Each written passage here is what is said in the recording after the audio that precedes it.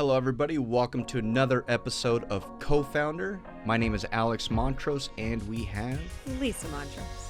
So today, we are going to be talking about the dynamics of raising a family of 5 kids while running a business. See, we didn't touch really on it before. We gave the audience a little bit of, but I want to go a little bit deeper today with you, if you allow me. That didn't sound right, but anyhow, you know what I mean. Really didn't sound right. But we're going to roll with it. And then it got weird. Yeah, we're going to go deeper with this thing. And so we have a blended family. Yes. 5 kids. The one thing that I hang my hat on is from running a business with you, and that they get to witness, and we've talked about this before, is our kids are getting firsthand experience on an observation of what it means to work hard and actually building a legacy beyond probably what you and I have come from in our lives. Even though we have families that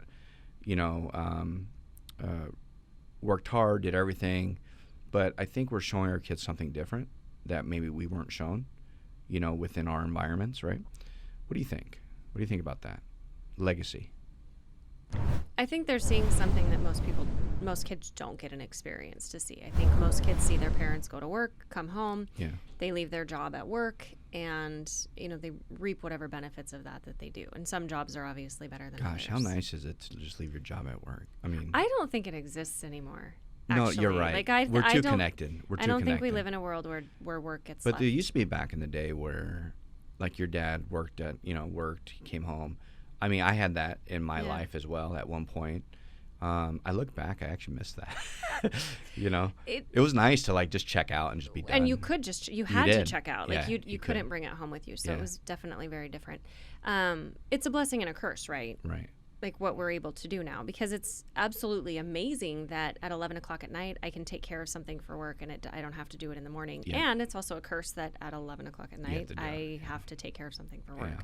And it's sort of expected sometimes. But I think that what we're showing our kids is actually the value of working hard. Mm-hmm. And this is a very general statement and I may get backlash for it, but I do think that we live in a society that's such instant gratification now. Yeah. And I think our kids, naturally, parents want to give their children what they didn't have. So you go from, the generation before ours and the generation before that, and as a society, we're more fruitful. Mm-hmm. We have more. And so we're able to give our kids more. So unfortunately, I think that's also teaching our kids instant gratification, and they don't want to work hard for stuff. So I'm happy that our kids are seeing how hard we work, and they definitely reap the benefits. Oh yeah. You know what I mean? Sure. They get things that I would never have gotten. I mean, you and I have joked. Our little ones, our 3-year-old has a Spider-Man car that actually drives around the house, and our 5-year-old has a BMW i8 that drives around the house, and they crash into each other all over the place. Yeah. And I think they have those less because they wanted them and more because you and I wanted them as kids. Right. Oh yeah, for sure. So they get those benefits. We give them what we wish we would have had. Yeah. Although big wheels were way cooler than those cars. Big wheels were cool. Big wheels were pretty cool. I would have taken an electronic car. Yeah, there was the Bigfoot one that I always wanted as a kid, but I had my big wheel and I was happy with that. I'm just saying. But I do think I agree. The kids get to see it. I don't think though. I don't want to underestimate this generation though. No, and I don't in either. The sense of and I get what you mean, because you and I talk about that and we're full in agreement. Right. They're soft. At least that's what we think, right? But I don't think that that's an accurate picture. I think that's at the time when we're asking for something, we see them behaving in a way. But we've seen our kids step up in ways where whoa, man, they show, and it would be awesome to. I want to take credit for that. You know what I mean? They get to see us, so then they see us in the work ethic, and then they show it in their own way. We're they step up, But I don't, and don't get me wrong. I don't think this generation. I don't think it's their fault. I think they're used to instant gratification. No, 100%. I totally agree. When you at the touch of a button. I mean, we all carry around a computer in our hand. Yeah, we have that. So I think that they're going to be faced with different challenges. Mm-hmm. and they see things. And unfortunately, they don't get to see, and maybe this is a better approach to this topic, is that they don't get to see the hard work that goes behind, Ryan's toy reviews. Oh, yeah, for sure. Our kids see, our 3-year-old and our 5-year-old are obsessed with this kid, Ryan, and they just see him successful. And our older kids look at Ryan and they say, do you know that his family makes $6 million a year? They have no experience of the work that went into doing that. Serious work. Like, they didn't just pop a video on YouTube and it take off. I mean, there was a lot of work that went into it. So I think more to the detriment of this generation is that what they see looks like instant success, even though it isn't. Well, and that's the social media and things like that give a platform to give the impression that everything happens really fast. Right. And so to circle it back to the topic that we were talking about is that our kids see it's not instant. Yeah. They see the work and they see the reward. Yeah. And I think that's a good thing. What do you Did I even answer the question? I don't even know what you asked anymore. Legacy, something like that. But it's all good though. By the way, we brought the bobblehead, and I had a goatee back in the day, but this guy right here. Sorry. Go ahead, squirrel. No, you were talking. All right. Anyhow, actually were going to say something. No, what I was going to say is, so out of all of our kids, I look at. They all bring a different. I don't know if I want to say a concern for how we operate within a business, in the sense of I've heard Noah at one time, hey, when are you going to leave this job? When are you going to do this? So we can spend more time. And then we see Winston, 3 years old, every day I leave, he's the most excited kid, and he's not concerned because he knows I'll come back, or at least I hope he did. And then Lillian wants no part of me because she is 5 years old, but they get to see us all work. We work really hard. Sometimes we leave early, we come late, whatever it is. And I've heard different concerns that they've brought up over the years, at least, especially from the older ones, of course, right? I'm speaking to that.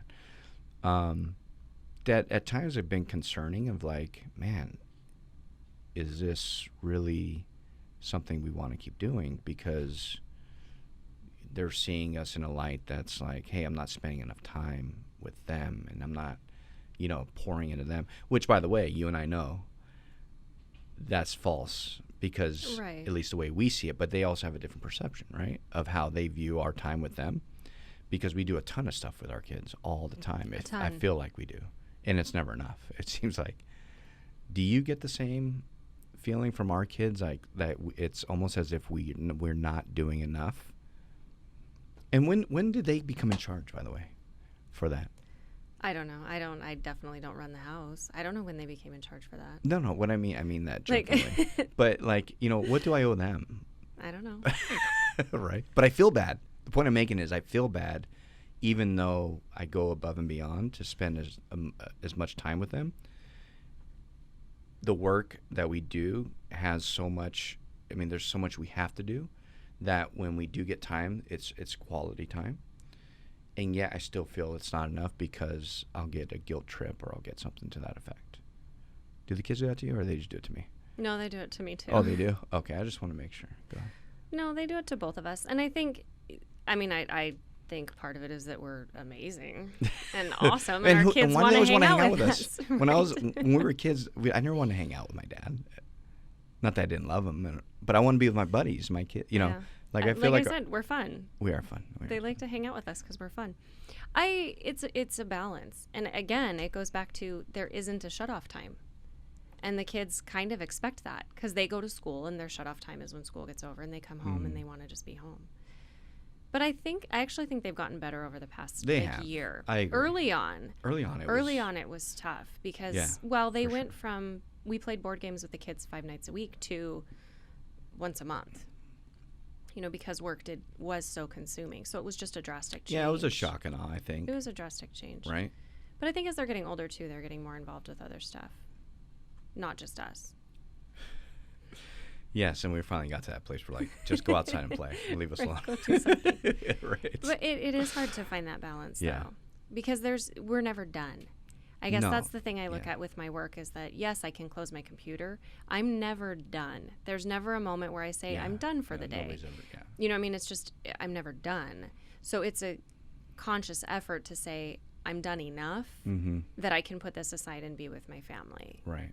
And I think actually some of that is you and I have gotten better about that. Yeah. Because previously I wanted to be done. I had this idea that there was a stopping point where, you know, my to-do list would be clear. And I never got there. And so I think with the family, it's a shift on our side and their side in the sense of like, I know when I can stop and start anew tomorrow and just start with where I left off. Yeah. Whereas before I tried to finish everything and I never could. So yes, I worked around the clock. I mean, I remember early on, my memories are sort of vague because it was such a whirlwind in the beginning, but I really feel like I slept from 1 a.m. to 4 a.m. And I worked that entire time, which I look back and my workload was about half of what it is now, and I don't do that now. I know, yeah. So, but it was the feeling. But the feeling was there that's what I was doing, and so I think the kids had that feeling too, of it always taking precedence over them. You know what I've come to realize with our family and the kids is, so there was a day where, you know, be working from home, heads down, and I'd get frustrated with the kids because, you know, I'm trying to do something, I'm trying to type, get something out, and they're coming to me with what kids do, right? Hey, you know, a question or they want to play. And what I've come to, I think why we've gotten better is, and I'm speaking just, you know, for me in this regard, but, and I know you're in the same lane in this, but I realize at the same time, at the end of the day, it's not that serious. Like what I'm typing up and what needs to get done really is not that serious. So if I don't have to shun my kids away, you know, and I can pause and give them attention for a minute and at least give them, hey, give me 2 seconds versus getting frustrated. The dynamic, I think, over the course of a few years now, it's actually shifted. And I feel like they have a little bit better understanding. And we don't get as bothered as much when we are in those modes. I that's what I sense, at least over the last few years, you know. Yeah. I don't sense it. Like it used to be where they would come up to us, or I'd be, you know, kitchen table doing something or wherever, and I'm getting requested for something, and I'd get frustrated or whatever because I'm trying to get this out. Now I'll stop, and I'll be like, all right, you want to go jump on the trampoline? And you know, do you want to clarify what that? I know what that means. Yeah. You want to go jump on a trampoline? You want to go whatever? Because I also realized too, you know, back from the time when I had the heart attack in 2013, the sense of mortality is real to me. You know, like I know my time is limited. I'm getting a better understanding of that. I don't have it fully nailed down yet, but I'm getting a better grasp of that over time to know, like, it doesn't matter. It doesn't matter. Yeah. What do you think? I would agree with that. I think I kind of sense in me as well. And I mean, the little ones are always crawling on me when I'm typing, and I used to get really frustrated with them. Yeah. And it bothered me that I got frustrated with them because I was frustrated with them not because of what they were doing or who they were, but it's because what I was perceiving what I was doing was more important. Yeah. And it's not. And it can wait 5 minutes. Yeah. A listing can wait 2 minutes. I mean, any of a it response can to wait. A client can wait. It can a wait couple 5 minutes. It's okay. For your kids. It's going to survive. And here's the thing: they're going to survive. The kids don't need much. Yeah. I mean, in the sense of when they need attention, it's literally 5 minutes. If you spend 5 minutes with them, to them that's a world. It is. When you push them off, though, it shatters their world. Well, just the other day, right? I had the same moment. I had to get something done. It was end of day. Lillian comes over, says, "Hey, Dad, I want to jump." And I was in the middle of something, and I'm like, "Oh, later." And I was tired, too, on top of that, because it was a long day. And I wrapped up, and she went to go watch a show. And I was thinking, man, I was like, dang. Like, she literally just turned around and just went and laid down. And for the audience, you know, Lillian's our 5-year-old. little Shirley Temple replica. She's got the curliest hair, and she's so cute. So I went and I found her, and I was like, this was just the other day, and I was like, hey, you want to go jump? And the excitement of her just jumping up and just like, yeah, I want to go jump. You know, she left whatever she was doing. She just wanted to hang out. And then it's never enough because I'm tired. 5 minutes of jumping for me is like an eternity. And she's not. And she's not. She's like, but what I'm realizing is like 5 minutes of just doing that with her is enough to just it satisfied her. And when I was like, all right, we're done, we played, I can actually explain to her like, hey, we just jumped, we did this, this, and this. And she, it like kind of sucks, but she's like, okay, all right, we're done. But that's all she needed. And rather than having her on her own just watching a show and whatever, I'm able to put whatever down for a few minutes and go do that. And we both get something out of it. Her and I together, right? Yeah. Which is, again, getting better at, I think, discerning those moments. Versus I think in the past, when you're so busy, you kind of forget, you lose sight of that, and your kid goes off, is alone in their room, whatever, and the next day happens, and before you know it, no more requests come anymore. Right, because you've literally silenced it. No. Yeah. That's a sobering thought. It is. And it's and that's the stuff I think about. and it hurts. It does hurt at times because you don't want to do that to your kids. You don't want to shun them. And we know, gosh, our 3-year-old and 5-year-old, they're growing up so fast. And forget about the older ones. Which was nice. When even like we're going this week to Vegas for that tournament with Noah, 15 years old, to AAU basketball tournament, and it was nice the last couple of weeks where it was 2 weeks ago, went to Irvine. Although I was still working, I had my computer because again we're never off. I was able to disconnect enough to where him and I, for the first time in a long time, were able to actually get together, talk. Hang out and enjoy one another, as dad and son, which I haven't had that with him in years. I don't remember years because of work, all because of work. So it was nice to have that, and you're gonna have that moment, I think, with with Peyton coming up when you guys, and hopefully we can delegate the workout, get you that time right where you. Well, and I think sometimes we justify it as a means to an end, the work. Right. And I think we've done that over the past few years. I think we do that less now. I mean, it still is a means to an end, but it doesn't mean that everything else has to be put on hold. Right. Like even growing a business, and maybe the decision is made to slow down the growth so that stuff doesn't get sacrificed. Because like you mentioned, we don't know how long we have. Right. And, yes, it's a means to an end, and you sort of justify it that way, but what if you don't make it to that end that you see? Well, and you've sacrificed all of that time. And on the flip side, on the negative end of things, yes, there's an aspect of legacy, right, where you can take everything you're doing is it's with purpose because you're building something new that I know. Speaking on for my family, like I don't come from I don't come from a legacy that's like I want to be super proud of for a lot of reasons. At the same time, now it's my turn to start a new legacy with my family that they can be proud of, right? And with that said, I also don't, on the flip side, have the negative things or the negative aspects of the work and the grind and all that stuff that comes with building the business to be something that our kids learn that it's okay to be heads down. It's okay to ignore. It's okay to have a family and not really pour into them. And that's okay because that's what you were used to growing up because naturally they're going to mimic that, right?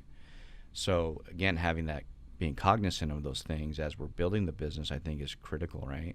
It's almost the next layer of success for us is not just success in the business, but how do we successfully position our children to say, you can build a business, you can build a legacy, and you can love well at the same time. Well said. Kind of rendered me speechless. Okay. I'm not sure what to say. So, with that said, so tell me a little bit about, you got a trip coming up, first time with, this is a good one, by the way, I know, with Peyton. You can have a trip with Peyton, okay? You've been busting your ass off for like forever. Are you going to spend the time, and are you going to dedicate, and are you going to commit on this show right now that you're going to disconnect and spend quality time with her on that trip? After working hours, yes. So this plays into that, it when you run a business, okay, you're never off. Yeah, right. You know what I mean? And we intentionally, for, most of our family vacations are cruises that we don't have internet access for that reason, because it forces us to disconnect. I mean, last year we went to Mexico and I found out that we have service in Mexico. So what's the first thing I did is pulled up my emails, let them catch up, and so that I could start doing it. And I know myself, and I work. My entire life I started working when I was 14 years old with a paycheck, like a real job. Mm-hmm. And I've always worked, and so that's kind of what I've known. You have to force yourself to disconnect. So yes, I am taking a weekend trip with Peyton, but I also know, blessing and a curse, I can work from anywhere. So yes, I can go to Montana and I can still work, and my clients here don't even have to know where I am. Right. But I fully plan on disconnecting after working hours. Good. I have a lot of concerts to go to while I'm there. You do. That'll keep you busy. Who goes to Montana to go to concerts? I do. Lisa does. Lisa does. Well, that's good, because I think for the sake of our sanity and the sake of the marriage and the family, and this again, for everybody listening, is, setting aside the time that's quality and dedicated time is so critical to success. And I think a lot of times we get wrapped up in, is the business successful? Are we successful?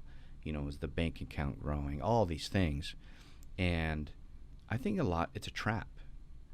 It's a trap. And if you're not careful, and if you're not aware and discerning, the years fly by. I'll never forget, I had a good a mentor of mine, Joe.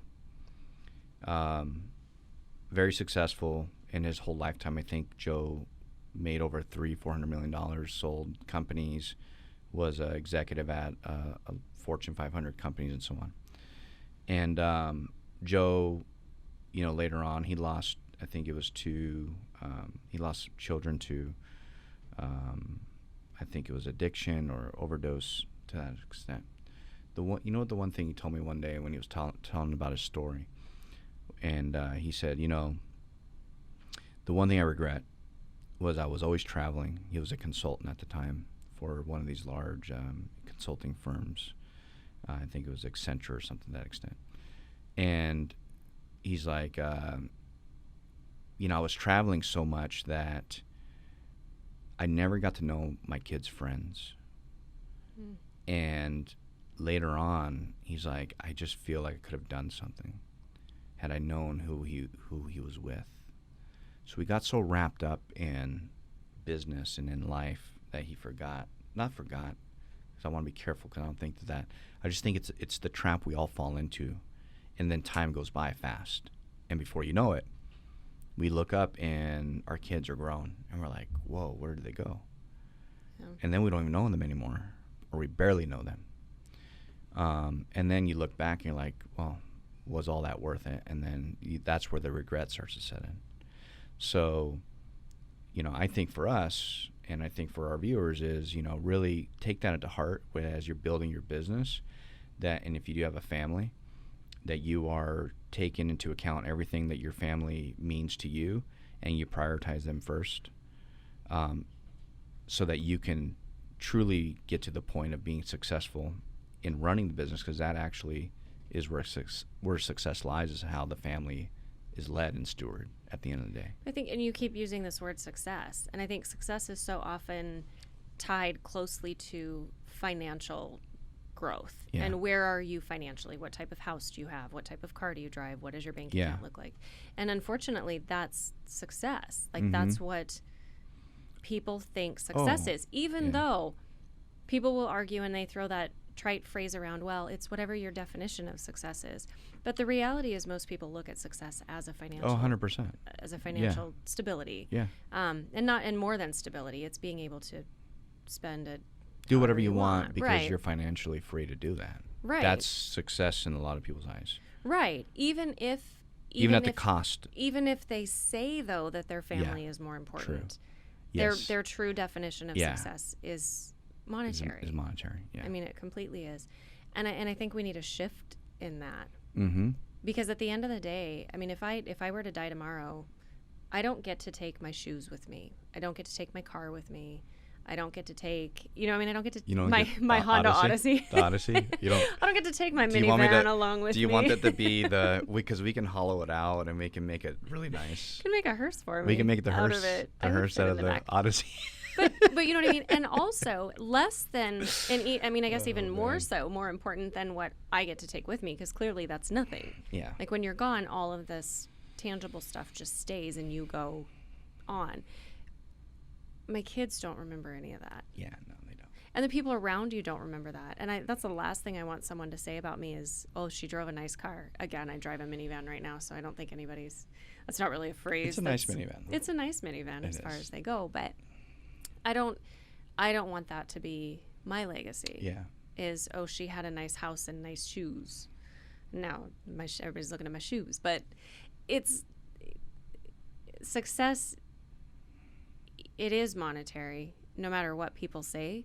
It is. But the true definition of a life. Yeah, of a life, yeah. Is not monetary. Right. And it's not driven by that. Right. So you can work as hard as you want. Yeah. But there's the layers, I think. People define it as success. Money makes it easier, right? In the sense of it makes life easier when you can pay your bills. A lot of people don't have that luxury. And we know that, right? I've been there. I've been there. Okay. So we know what that is. And it's not until you realize, because, when you come from nothing, too, you aspire to be monetarily successful. Right. Then, again, that's the trap. Because you get there, you get to the success monetarily, and then you realize it's, it really didn't satisfy you. And then you look at your family, and you're like, oh, that's what really satisfies, right? In the sense of there's other things, of course, whether your spiritual life, all those things. But ultimately, you look at your kids and you're like, man, this is really what I live for, is to make sure that they're well off in many ways, that they're good humans, not just, a bunch of spoiled kids because they had everything. I think that's been the evolution I've been going through in my life. It's layers. And I think you can tell somebody that, but it's not until they live it and they realize that they're building a business, they're building success monetarily, and then they realize, like, okay, oh, well, this is really important. Then they get there and they realize, well, it doesn't really mean anything. It's never enough. It's never enough. It's never enough. Yeah. Because it's not actually what fills you. Mm-hmm. You think it will be. Right. But it's really not. Yeah. So, can you give, just so we can wrap up, because this is a great conversation. Actually, I love talking to you like this. It's kind of fun. Because we don't ever do it. We actually don't ever talk about it like that. This is good. This gives us a time to reset. So can you give the audience a piece of advice that you've learned over the last 3 years as we've been building, I think, for all intents and purposes, that it's a successful business, from the sense of like what it was and what it is today, and it's only growing to be that much more. Yeah, it's not easy. It takes a lot of hard work. But can you give a piece of advice for somebody out there that's doing that, building a business and having a family? What would you recommend them so that they can keep that work-life balance in check and that they can actually strive towards true success, not just the success of the business? Well, I actually want to borrow from a book I read in this sense. And the one thing that Gary Keller and Jay Papasan wrote is amazing. And one of the things that the work-life balance, there's studies done on it, and it didn't come into play. That phrase came into play, I think, in the 90s. When work started seeping into home life. And I think that's when that happened is, people used to clock in at 8 a.m., clock out at 5 p.m., and they would go home, and then their home life was after that. Work started to bleed into that with technology, with advances in technology. And all of a sudden, work-life balance became this phrase. One of the things that they talk about in that book that has stood out to me more than anything else is that you're never in balance. It's never this perfect balance. You're always counterbalancing. So there are moments in your life and times and seasons that work is heavier, like you're leaning more towards the work side, and then there's times that you lean more towards the family side. And the important thing is to keep those times even. You can never, life just doesn't work that way. Like it doesn't work where it's this perfect balance at any given moment, but over time it lends itself to that as long as you're conscious of it. And I think that would be my advice, would be more of make sure to keep that counterbalance moving in both directions. I definitely think I erred early on in this business of it was work. Work, and family took sort of a backseat because work was more important. Yeah. So I think I went too heavy on the work side for too long. And I think one of the benefits of being in business with someone really close to you, in our case, my spouse, I had to find a way to reset rather than walk away. And I've had that happen in the past with jobs where it sort of consumes me. And rather than resetting and learning how to counterbalance, I would quit that job and move on to something else because I would say this doesn't work because it's too hard, instead of fighting through that to counterbalance it. Yeah. Don't cry. I know. I hate Don't that. Cry. Stop. It's a thing. I know. I love it. Thank you. That honesty is good. Yeah. Yeah. Well, so same question, I guess. I think we have a couple seconds.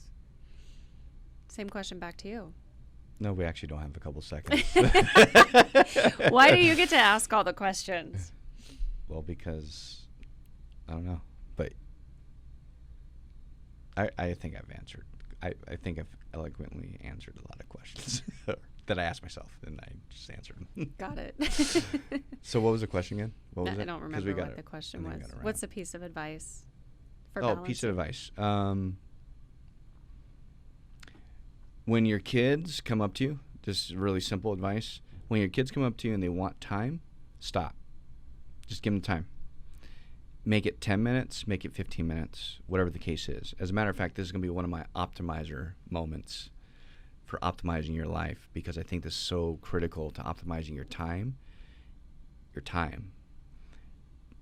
And I'm going to segment into the optimizer moment right now, because I think it's coming right now. So in the optimizer segment, this is where we touch base on things that, you can, tips, tricks. I like to use tricks, but it's not really tricks, but optimize your time so they can be better. Your time can be better spent developing either your business, family, combination of the two, and so on. So here's the tip. Your kids don't need a lot of times 5 hours to hang out with them. They don't need 3 hours. They don't need a whole day. They just need quality time. I think a lot of times we get into the moment of, hey, I need to spend, it's quantified. How much time versus making it quality time. So when your kids come up to you and you're working and you're building your business and you're at home or whatever, and they want your time, just stop for a minute. And you might not be able to every single time just stop and give them that, but the moments you do have the time, stop and give them dedicated 10 to 30 minutes of dedicated time to just hang out and do something they want to do just right there. But make it intentional and make it quality time. And I think you will find, at least what I've experienced, a tremendous amount of value, tremendous amount of genuine thankfulness that your kids lend back to you just for taking the time to do that. And then they're going to run off and do their own thing anyway. But that quality time really makes a huge impact, and I'm learning that right now. So that's my tip to you. Awesome. And thank you so much for joining us, and we will see you next time on Co-Founder Friday. Awesome. But